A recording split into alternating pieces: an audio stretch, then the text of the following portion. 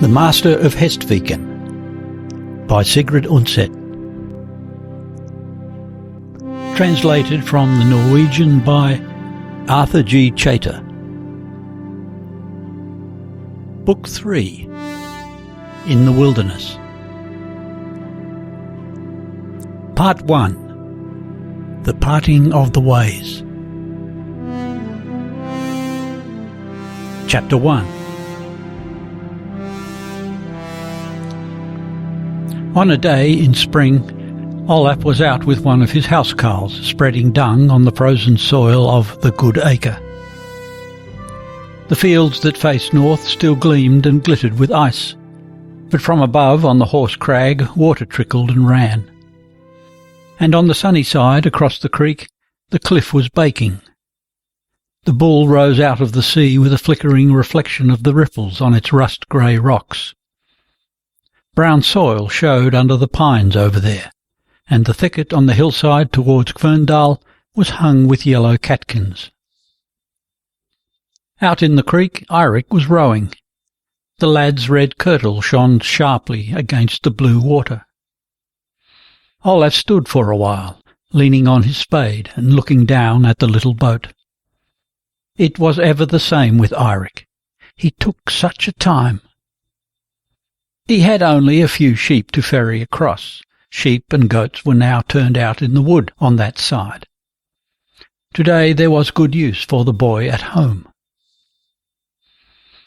There came a tripping of feet on the rocks behind Olav's back. The great bare rocks which rounded off the good acre towards the fjord. There stood Cecilia with the sun behind her, so that its rays shone through her fair curly hair, lighting it up. She sat on the rock and slid down, crying out to her father and holding up a bunch of coltsfoot. Olav turned and waved her off. "Don't come too close, Cecilia. You will be all besmeared." He lifted her onto a stone. The little maid dabbed her posy into his face and looked to see how yellow she had made her father with the pollen. It was not much, for Cecilia had already pulled the flowers to pieces, but she laughed nonetheless and tried again. Olav caught the faint scent, fresh and acrid, the first of the year's new growth. The winter that lay behind them had been as long as the Fimble winter. That mighty winter from Norse mythology, where the winter, lasting for 3 years, precedes Ragnarok, the death battle of the ancient gods. But now he felt with a zest all through him that his boots were wet and heavy with earth. Even here in the shadow of the rock, the ice shield covering the ground had shrunk away, and exposed a strip of raw mould along its edge. The manure that lay spread over the field steamed with a rich smell, and from the waterside came a powerful springtime breath of sea and tar and fish and salt-drenched timber. The little sailing boat that he had sighted just now off the bull was making this way. The craft was unfamiliar, no doubt some folk who were going up country. He wiped the worst of the dirt from his fingers and led Cecilia back over the rocks. "Go away to Liv now. You must not let the child run so far from you, Liv. She might fall over." The serving maid turned toward him. "Such fine weather!" with a great smile on her face. She sat sunning herself. The garment she should have been mending was flung aside into the heather. Olav turned from her with distaste and went back to his work. The boat now lay alongside the quay. The strangers were walking up in company with Eirik. Olav made as though he had not seen them, until they stopped by the fence and greeted him. They were 2 men of middle age, tall, thin, with keen hooked-nosed faces and merry twinkling eyes. Olav knew them now. He had often seen them in Oslo, but never spoken with them. They were sons of that English armourer, Richard Platemaster, who had married a yeoman's daughter from the country west of the fjord and had settled in the town. What business these men might have with him, Olav could not guess. but he went with them up to the houses. When the Richardsons had been given a meal and they were sitting over their ale, Thorodd, the elder, set forth their errand. He had heard it hinted that Olaf was minded to make an end of his trading partnership with Klaus Weipart. Olaf answered that he knew nothing of it. But, said Thorodd, he had heard in the town that this year Olav Audunsson had withheld his goods and not allowed Klaus Weipart to sell for him. That was not so either, replied Olaf.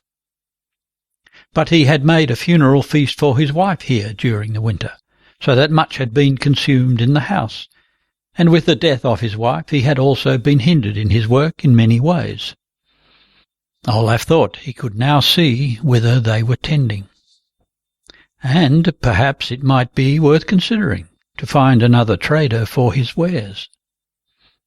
Then said the other brother, Galfrid, "The matter is thus, Olaf, that my brother and I have business in England this summer, and we know you to be a skilful shipmaster, and you are acquainted with that country from your youth. We have never been there, though it is the home of our father's kinsfolk. Now we have been surely told that you purpose to make a voyage this summer." While he was speaking, Eirik had come in at the door with a chaplet of blue anemones in his hand. Olaf knew that the hazel thicket on the other side of the creek was now blue with these flowers. With such childishness as plucking flowers, this long lad idled away his time on a bright and busy day of spring. Eirik stayed by the door, listening intently, and only waiting for his father to send him out of the room. "Who told you that, Galfrid?" asked Olaf. "It was Brother Stefan, that barefoot friar who had been hereabouts so much during the winter.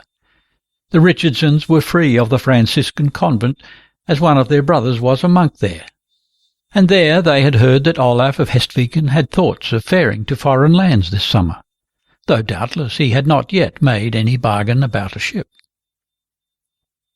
Olaf kept silence, but how the friar had got hold of this he could not guess. He did not recall having spoken of it to a soul. Go away? Ah, God knew he had wished he could, but still he had not thought of doing it.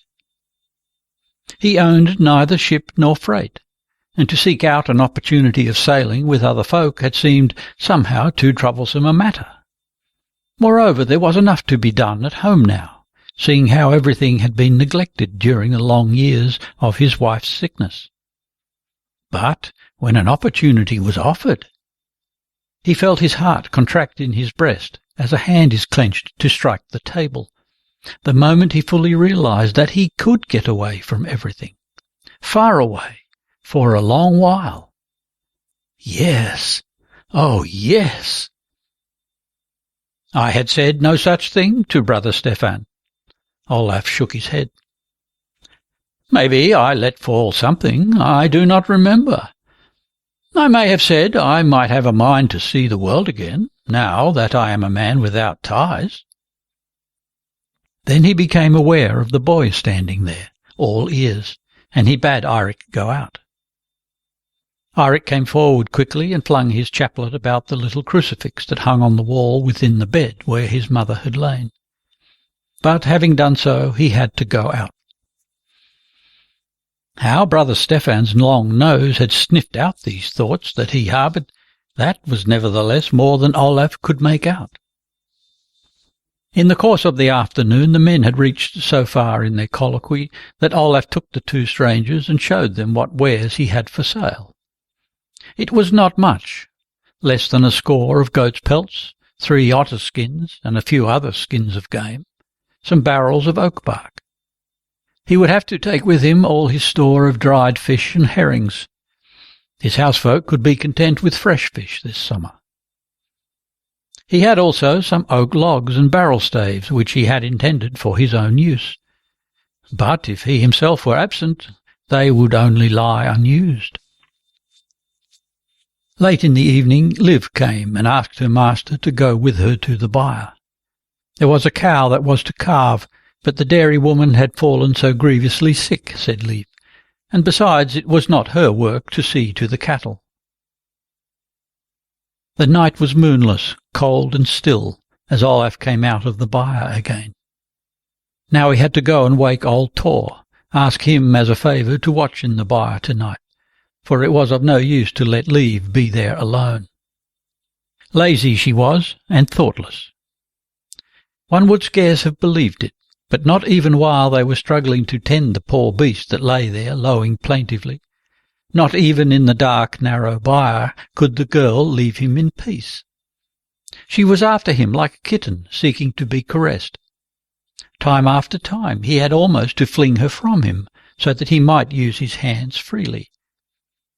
She had taken the idea, Olaf guessed, that now she would be his lehman and mistress of the house. And however he let her see that it was bootless to aspire to that dignity, it made little impression on Liv. He was secretly ashamed before his own housefolk. They must be laughing behind his back and watching whether the girl would coax him the way she wanted in the end. He thought he saw it, Liv playing the lady here with the keys at her belt. Oh no, he did not care to go in even with Tor when he aroused the old man. There was ice on top of the water butt as Olaf plunged his arms into it and rinsed his hands. He listened and gazed out into the darkness, as he bethought himself whether anything had been forgotten. It was still now.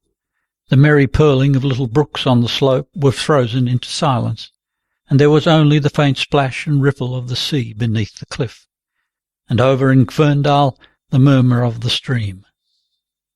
The stars seemed so few and so far away tonight. There was a slight mist in the air.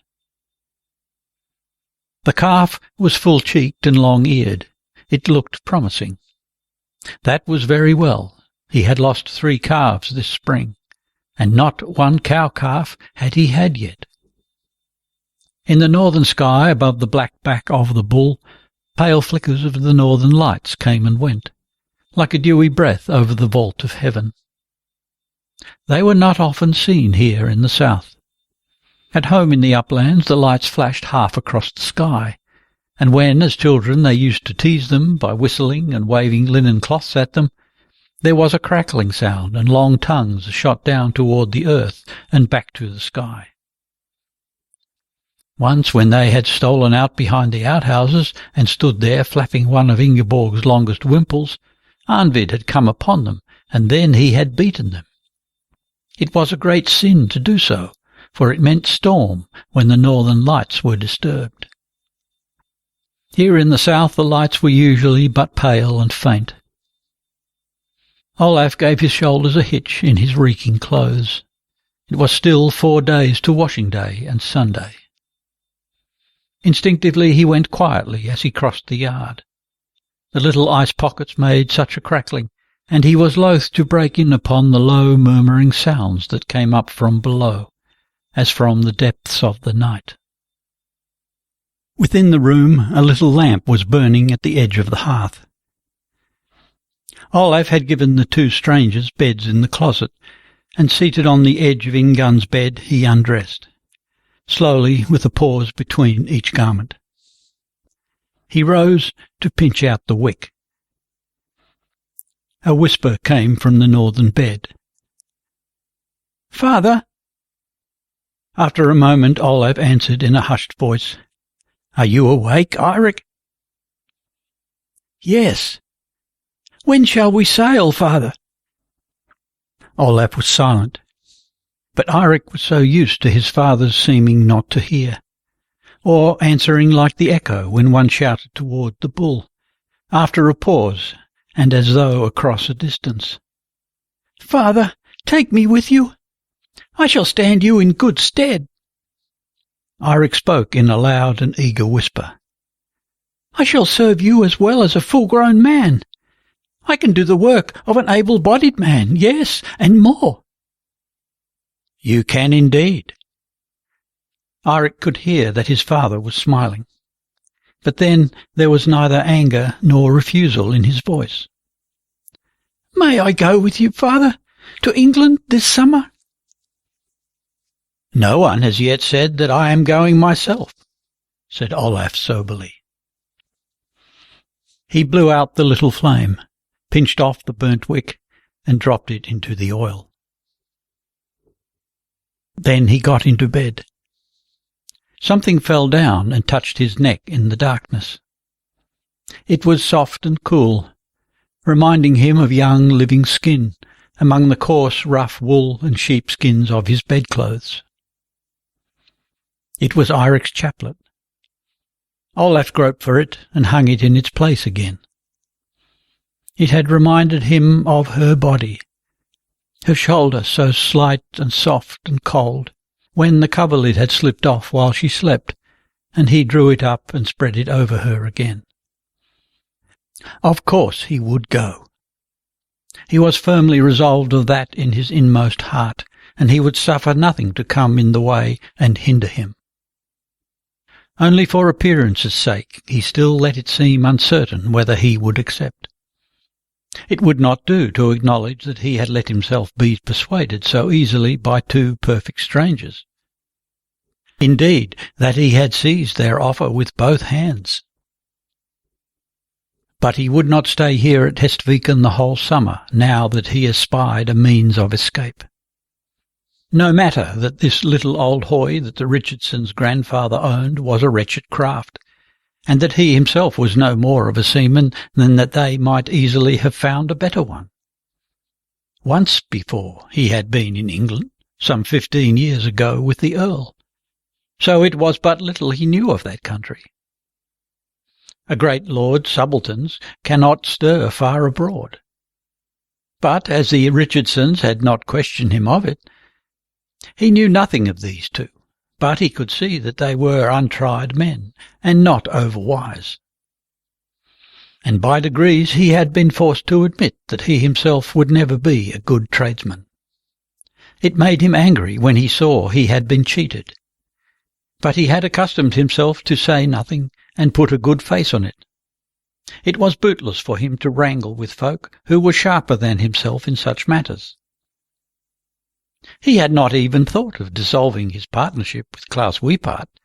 He might fall into the hands of others who would shear him yet closer. These Richardsons looked as if they themselves might stand to be shorn. In that case there would be even less profit in throwing in his lot with them. He missed her, who was gone so sorely that he could not guess what it would be like to live here without her in all the years that were to come. He went about as one benumbed with wondering. He could remember the thoughts he had sometimes had in her last years, that it would be a sin to wish her to lie on here and suffer torment to no purpose.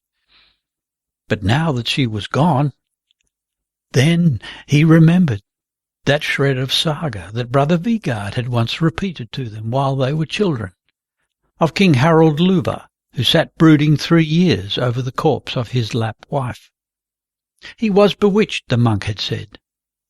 Ah, maybe, but maybe it was not all madness either. As far back as he could remember, he had been used to think of her as much as of himself, whatever he were doing or thinking.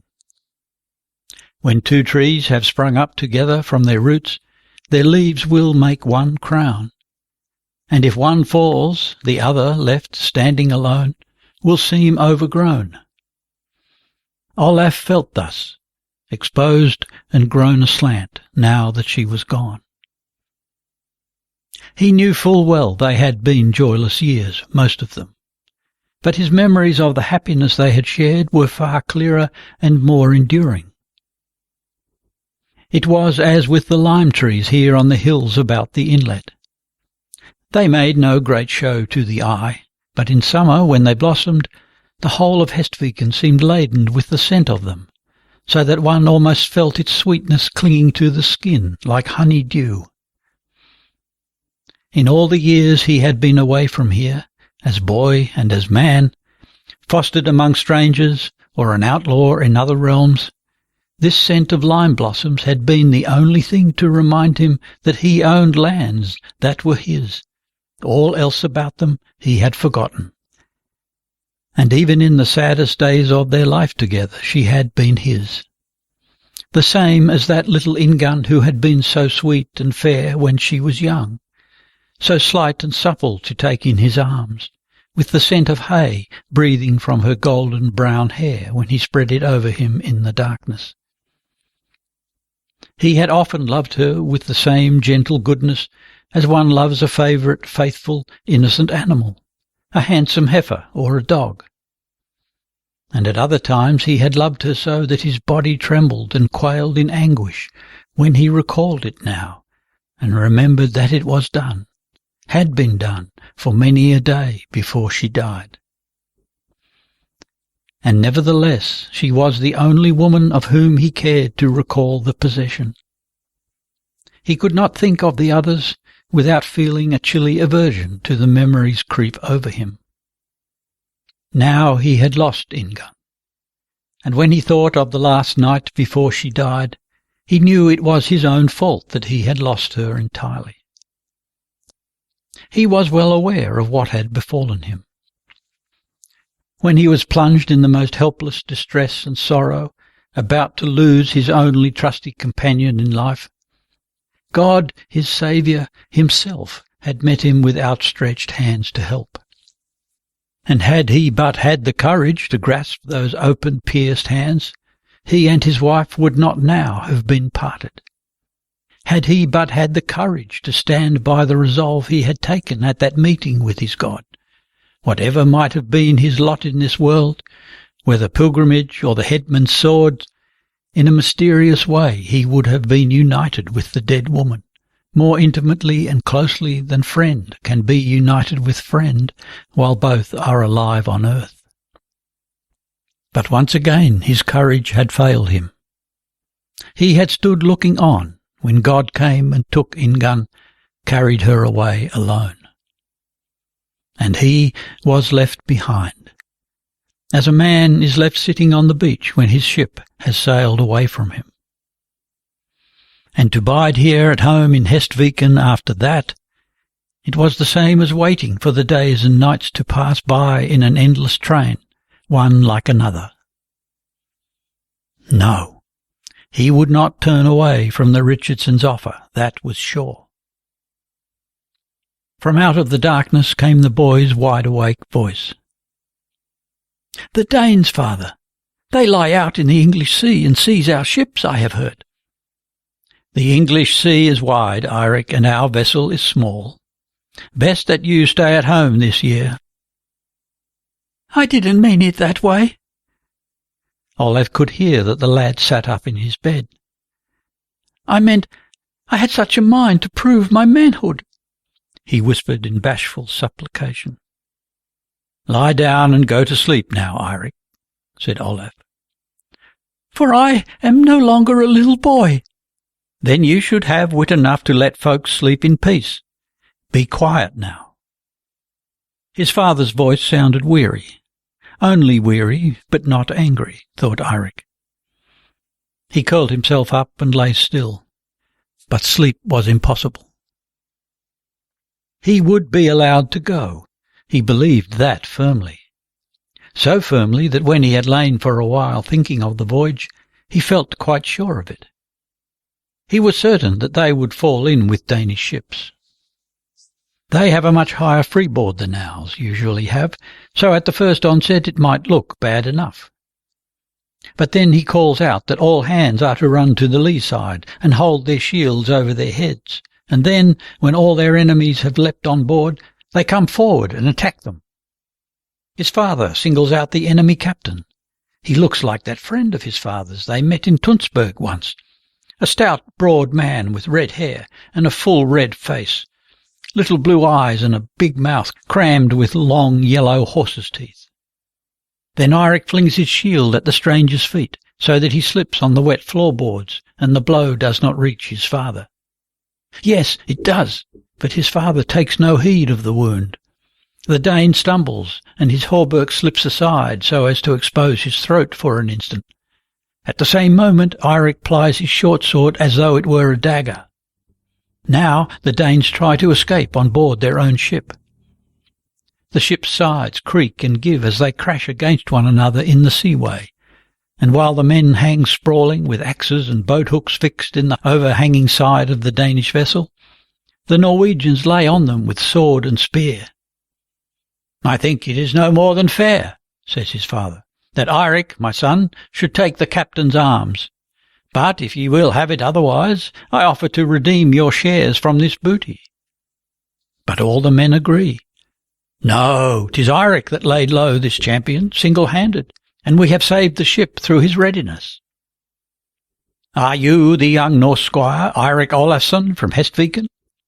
For the tale has spread all over London town, and one day when the governor of the castle rides abroad, he meets him. The White Tower is the name of London's castle. It is built of white marble. And one day when he has gone up to have a sight of it, this castle is even greater and more magnificent than Tunsberghus, and the rock on which it stands is much higher. The governor comes riding down the steep path with all his men, and some of them whisper to their lord, pointing to the lad from Norway. No, stay behind in London when his father goes home? That he will not, after all. Not even in play can Eirik imagine his father leaving him and going back to Hestviken, and the life here taking its wonted course, but without him. In his heart Eirik harbours an everlasting dread. Even if of late he has been able to lull it to sleep, he goes warily, fearing to awake it. What if one day he should find out that he is not the rightful heir to Hestviken? Even if he lies here weaving his own story from odds and ends that he has heard, the housecarl's tales of the wars in Denmark, the wonderful sagas of old Asmund Ruga, the boy does not forget his secret dread, if he should be renounced by his father and lose Hestviken. Then let him rather play at something else, at strangers who make a landing here in the creek. His father is not at home. He himself must be the one to urge on the housefolk to defend the place. He must rouse the countryside. But in any case his father shall soon have proof of what stuff there is in this son of his. He shall have something to surprise him, his father. And then maybe he will give up walking as one asleep, taking no heed of Eirik when they are together. But the next day Olaf set Eirik to bring home firewood for the summer, and his father said he was to have it all brought in today. The snow still lay over the fields here on the south side of the creek, but tomorrow the most of it might well be gone. The going was good early in the morning. Anki loaded one sled, while Eirik drove home the other. But as the day wore on, it grew very warm, and even before mid-afternoon Eirik was driving through sheer mud a great part of the way. Eirik spread snow along the track, but it turned at once to slush. Olaf went higher up and spread snow on the fields there. He called down to the boy to drive round under the trees, but this was many times farther, around all the fields, and Eirik made as though he had not heard. When Olaf looked down again, the load of wood had stuck fast at the bottom of the slope leading to the yard. Eirik heaved off billets, making the rocks ring. Then he went forward, jerked the bridle and shouted, but the horse stood still. "Will you come up, you lazy devil?" And back went Eirik, dragging at the reins. Then he threw off more wood. The sled was stuck in a clay pit at the bottom of the rock under the old barn, where the road from Ferndal turned up towards the yard. The sun had not yet reached this spot, so the rock was covered with ice, but water trickled over the surface. Eirik took hold of the back of the sled and tried to wriggle it loose, but the horse did not move. The boy strained at it all he could, stretching his full length over the ground. Then he lost his foothold in the miry clay, dropped on his hands and knees, and some billets of wood slid off the load and hit him on the back. And there was his father standing beside him. Fear at the sight of him gave Eirik such a shock that he was on the verge of tears. He plunged forward, tore at the reins, and belaboured the horse with them. The horse floundered, threw its head about, but did not move from the spot. "Will you come up, foul jade?" Quite beside himself, seeing that his father did nothing but stand and look on, Eirik struck at the horse with his clenched fist, on the cheeks, on the muzzle.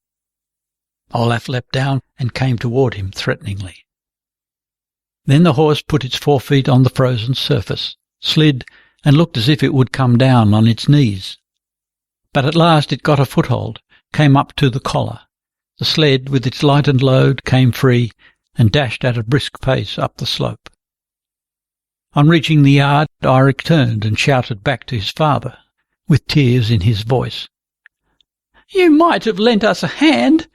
Why would you stand there and do nothing but glare?" A flush spread slowly over Olaf's forehead. He said nothing.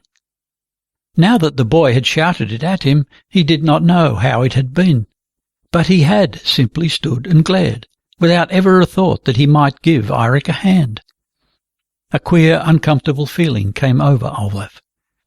It was not the first time either. Of late it had happened to him several times to wake up, as it were, and find himself standing idly by, simply staring, without a thought of bestirring himself and doing the thing that lay to his hand. Up by the woodpile he heard Eirik talking kindly and caressingly to the horse. Olaf had seen this before. Such was the lad's way, both with man and beast. One moment he was beside himself with sudden passion, the next all gentleness, imploring forgiveness. With a grimace of repugnance, Olaf turned away and walked up again across the fields. The Richardsons returned to Oslo, and Eirik guessed that his father had made a bargain with them. But now he dared not ask whether he would be allowed to go too. What deterred him was that not even this last misbehaviour of his had sufficed to drive his father out of his sinister silence. When Olaf suddenly appeared beside the sled, Eirik had been so sure that now he would be given a thrashing. He winced already under his father's hard hand. But afterwards he felt it as a terrible disappointment that nothing had happened. Blows, curses, the most savage threats he would have accepted, and returned inwardly, at any rate, and felt it as a relief if only it put an end to this baneful uncertainty, not knowing what to make of his father. Olaf would sit of an evening staring straight at Eirik, and the boy could not tell whether his father were looking at him or through him at the wall, so queerly far away were his eyes. Eirik grew red and unsteady beneath this gaze that he could not read. Sometimes Olaf noticed his uneasiness. "What is it with you, Eirik?" There was a shadow of suspicion in his voice. Eirik found no answer. But it might chance that he collected himself, seized upon something that had happened during the day, and poured out his story, usually of how much work he had performed, or of some remarkable thing that had befallen him. When he came to speak of it to his father, everything became far more important than he had guessed at first. Most commonly it fell out that long before Eirik had finished, he found that his father was no longer listening. He had glided back into his own thoughts. But the worst was when his father finally gave the faintest of smiles and said quietly and coolly, "Great deeds are common when you are abroad." Or, "Ah, yes, you are a stout fellow, Eirik. One need only ask you to find that out." Yet Eirik did his best, when talking to his father, to remember everything as it had happened, and to say nothing beyond that.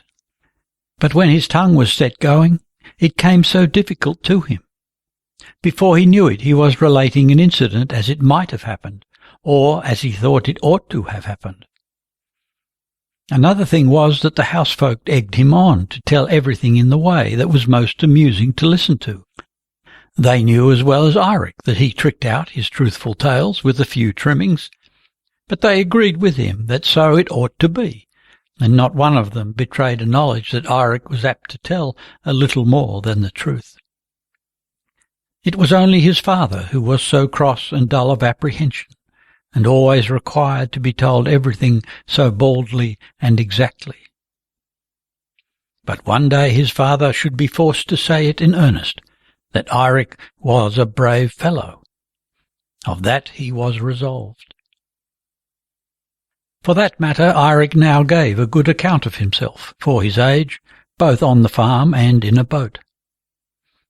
He had not much strength in his arms, was slender and lightly built, but tough and tenacious, so long as he did not trifle away his time and forget to do what he had been set to.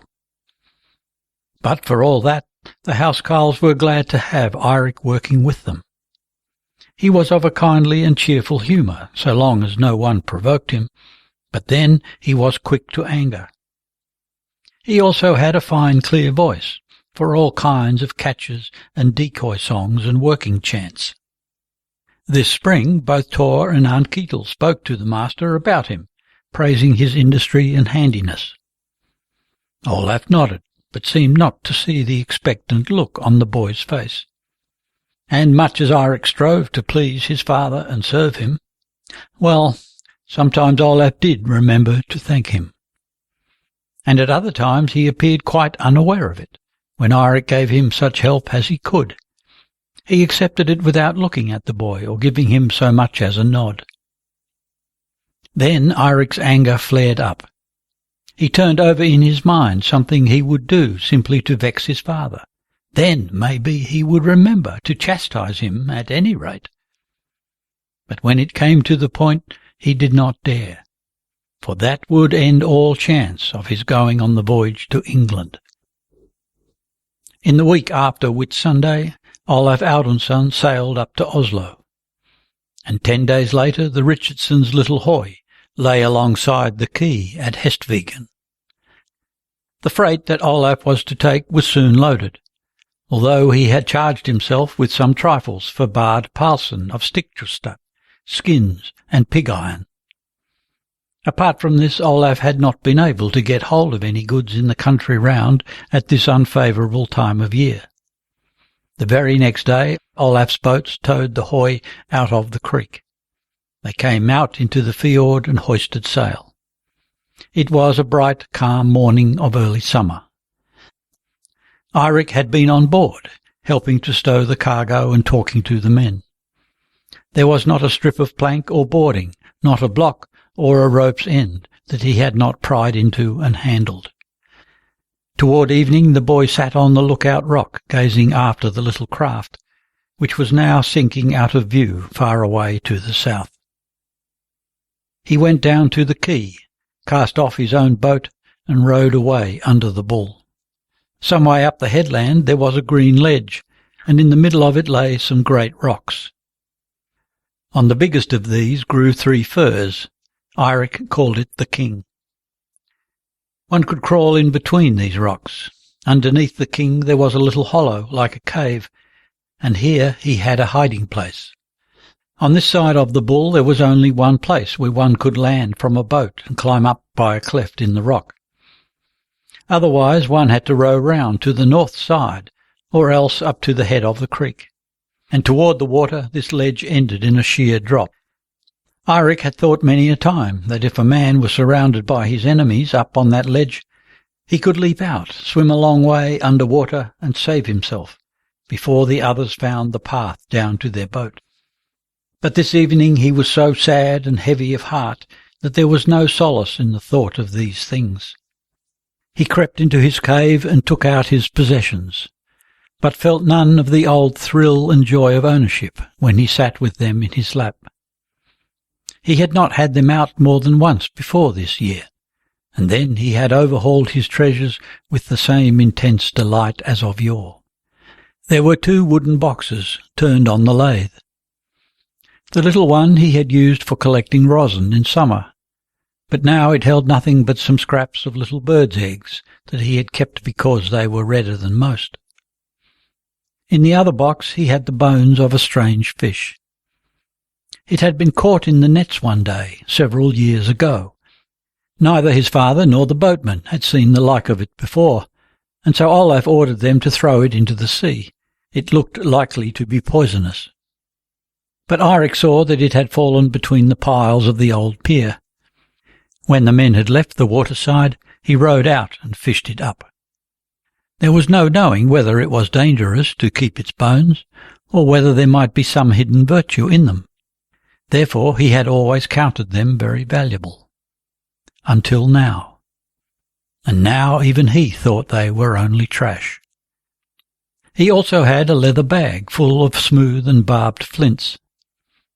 Under an overhanging crag above the mouth of the stream in Kvørndal he found plenty of these in the gravel, but he only kept the finest, those that looked like arrowheads. His father said they were arrowheads. The Lapps had used such things in heathen times, long before the Norsemen came and settled Norway. But Eirik thought there might well be something queer about them. Perhaps they were thunderbolts. He had also found a bone fishhook up there one time, a fine hook with barbs and an eye for the line. He had thought of using it some day when the fish would not bite. Then the others would marvel at him, pulling up fish by the heap when no one else had any. But now he had lost that hook. For all that, his dearest possession was the horse. It was roughly whittled from the root of a tree, and was not much bigger than his hand. Eirik did not know where it had come from. He had brought it with him from the place where he was fostered as a child, he believed, and he had a notion that it had been found under a rock, beneath which mound-folk dwelt. It was a gift from them. He had given away his childish toys long ago, for he saw that he was too big to play with such things without disgracing himself. But the horse seemed to be more than a toy, so he kept it up here under the king rock. Eirik knelt on the ground, looking at the horse. It was dark and worn. One of its hind legs was so short that it stood up upon three, and it only had an eye on one side of its head, which stood out, a knot that had been cut away. It gave it such a weird look. He took it up and placed it on the flat white stone that belonged to it.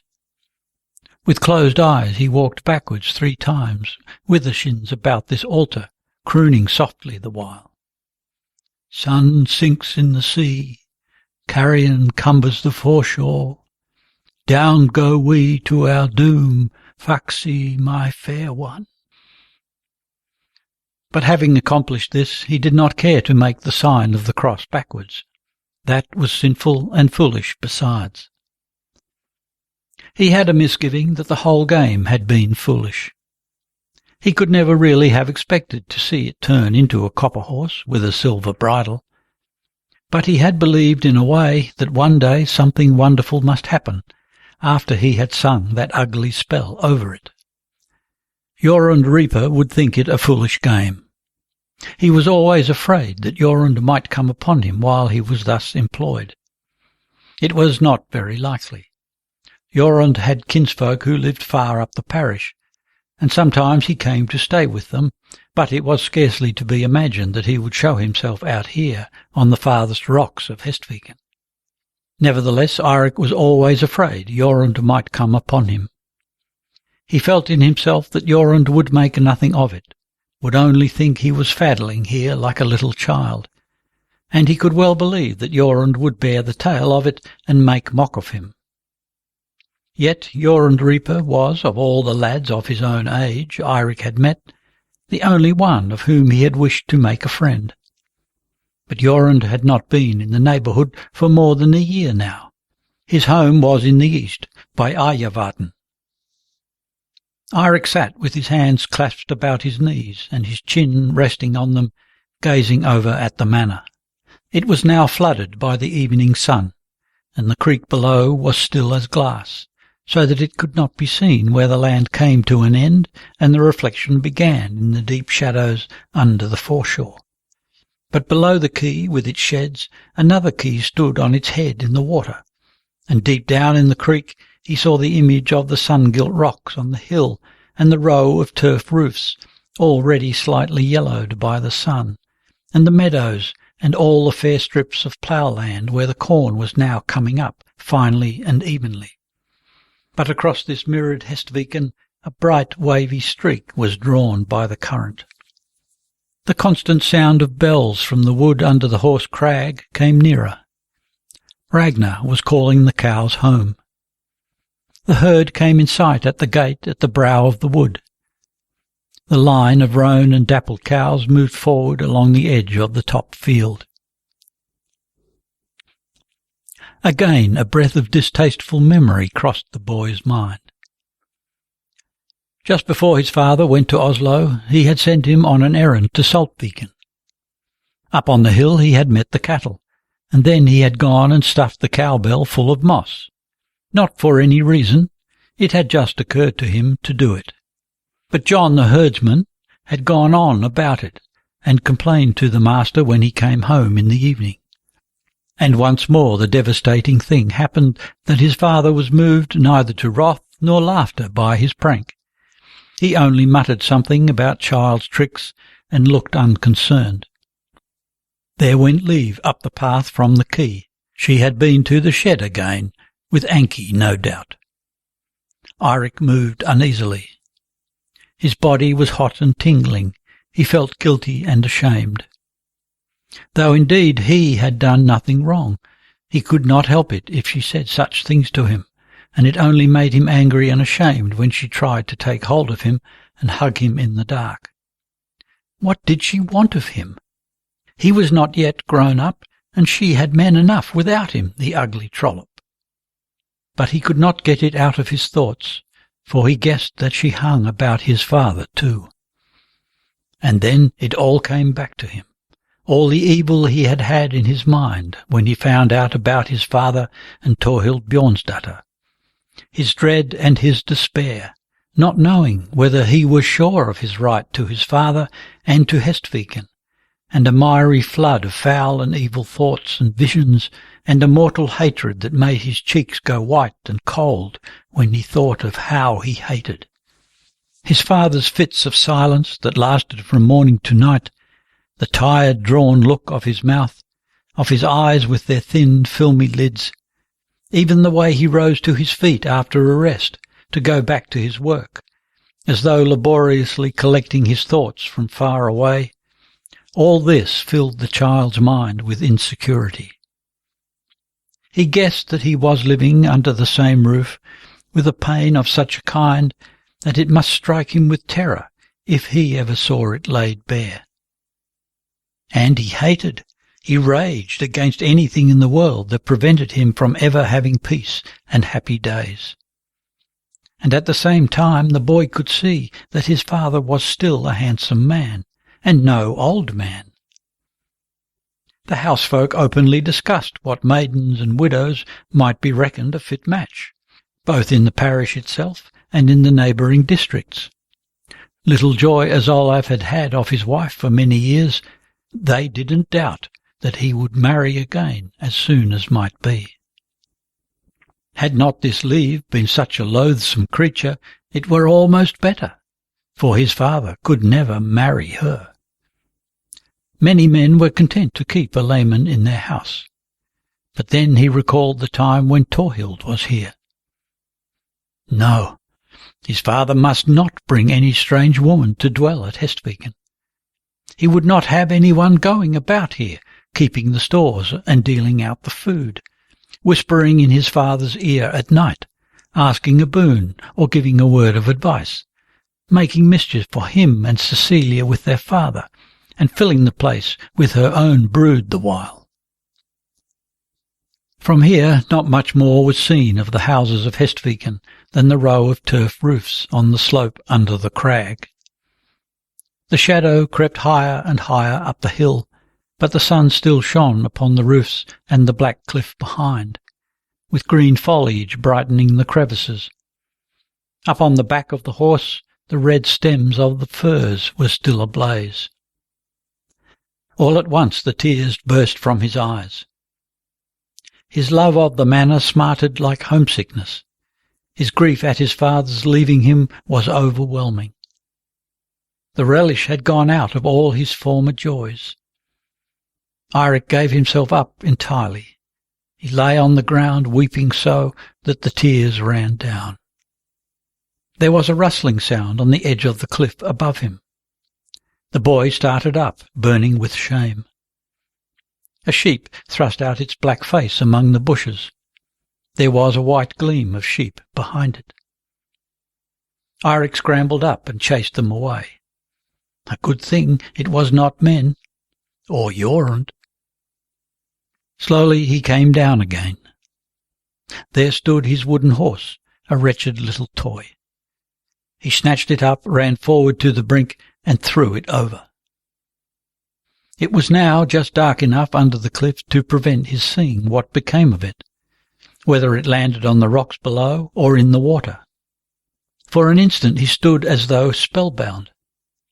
Now he had done it. Then he turned and ran, sobbing with remorse. He slid, leapt, tumbled almost down the steep path in the cleft to where his boat lay. Eirik reached it and cast off. I must find the copper horse again. So intent was he that the faint gurgling of the water against the bottom of the boat troubled him. As noiselessly as he could, he poled and rowed along under the cliff, staring and listening intently in the shadows. There was something black floating among the rocks. He raked it toward him with an oar. No, it was only a stick of wood. And there! No.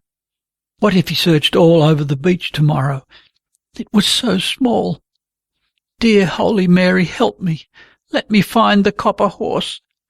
I will give my 3 pennies to Helga with the tooth next time she comes.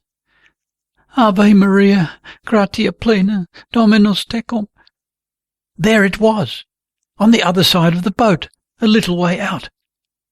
It was almost a miracle that it had not drifted in among the stones of the beach, and then he would never have found it. The boy drew a deep breath of happiness when he held the wooden horse in his wet hand. Now that it was so late, he dared not go up again and hide it in the cave. He stuffed it into the folds of his coat. Then he seized the oars and rowed briskly across to the other shore. The quay was deserted when he came ashore. In the wood above, the thrush was singing. Eirik had to stop and listen to it. Then he went at a run up the path to the houses. He was so beside himself with happiness, and every now and again he had to stop to listen to the song of the birds. All was still at the manor. As the lad opened the house door, the thought struck him. Now he was to lie alone in this house the whole summer. He had slept alone there now and again for a few nights when his father was from home, and had never been afraid. But now he felt his flesh creep a little. The smoke vent was not closed. Some food was left for him on the bare, clean-swept hearth, but the room had a cheerless look in the pale twilight. Eirik made haste to close the door leading to the black hole of the closet. He would close the outer door, too, before sitting down to his food. But on coming to the doorway, he could not help staying a moment to listen. How the birds sang tonight! Out on the meadow a dark shadow stirred. Eirik whistled softly. The dog dashed up, but stopped a little way off, wagging his tail and not daring to come nearer. Eirik coaxed and coaxed. "Come along, King Ring. What have you been doing now?" The rascal was a most mischievous beast. His life had long been threatened daily, both by Olaf and by the servants, but none had yet had the enterprise to make an end of him. At last King Ring took courage and slipped through the door, crouching down and rubbing his head against the boy's calf. Eirik hastened to bolt the door, and as he stooped in the darkness, the dog nearly knocked him down as he whimpered affectionately and licked his face with his hot tongue. Sitting on the edge of the hearth, he ate cold porridge and sour milk, and shared the wind-dried meat with the dog. Now his only thought was that it would be fine to have the living room to himself this summer. He hid the copper horse under the pillow in his bed. King Ring jumped up and lay down over his feet. And when the ogress comes in and gropes about in the dark for this Christian man, he whistles for his white bear. Eirik drew his legs up close under him and thought it all over again from the beginning. There is a man, and this man is himself, as it might be, who has wandered all day through wild forests. Late in the evening he comes to a house. It is deserted, but he finds food and a bed prepared, and he goes to rest. In the course of the night he hears a great noise, and in comes an ogress. She is so tall that she reaches to the roof beams, and as broad as she is high. And she sniffs and scents the blood of a Christian, and gropes and searches, for she wants to take the man and roast him on the fire. But then he whistles for his dog. Sleep began to creep over Eirik. His thoughts were confused. He took it up again, through wild forests all day long, he and the white bear. And then there came in an ogress. First they came to a great house in the depth of the forest. He saw it all as large as life, the little clearing and the empty house. Then sleep overcame him and quenched all visions.